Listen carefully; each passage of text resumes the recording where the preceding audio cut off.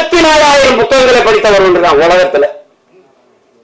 தனிமனித நூலகம் தெற்காசிய கண்டத்திலே பெரிய நூலகமாக இருந்தது ஒருத்தனுடையதுதான். அவன் ஜமீனும் இல்ல, திவானும் இல்ல, அவன் அமைச்சர் பெரிய கோடீஸ்வரனும் இல்ல. அப்படி புத்தகங்களா வாங்கி சேர்க்க, அவன் நகை வாங்கி சேர்த்தான், காரை வாங்கி சேர்த்தான், சொத்தை வாங்கி சேர்த்தான். ஒருத்தன் புத்தகத்தமா சேர்த்திருக்கான். படுக்கிற இடம் கூட தான் படிக்கிற இடத்துக்கு பக்கத்துல நூலகத்துக்கு அருகிலேயே அறை எடுத்து தங்கியவன். உலகத்தின் தலை சிறந்த கல்வியாளன் சிலையை திறக்க போகிறோம் என்று ஆஸ்திரேலிய பிரதமர் போய் சிலையை திறக்கிற ஒரு சிவப்பு பட்டு துணியிலை போர்த்தி இருக்கிறது. திறக்கிறவங்க மார்பளவு சிலை திறந்தால் அறிவாசான் அம்பேத்கருடைய சிலை. என் அருமை பெருமக்களே, அந்த பேர் அறிவை சொல்லுகிறான். அவன் பட்ட வழியில் இருந்து அவன் மொழி வருகிறது. ஆடு குளித்து செல்கிறது இந்த குளத்திலே, மாடு குளித்து செல்கிறது சக மனிதன்.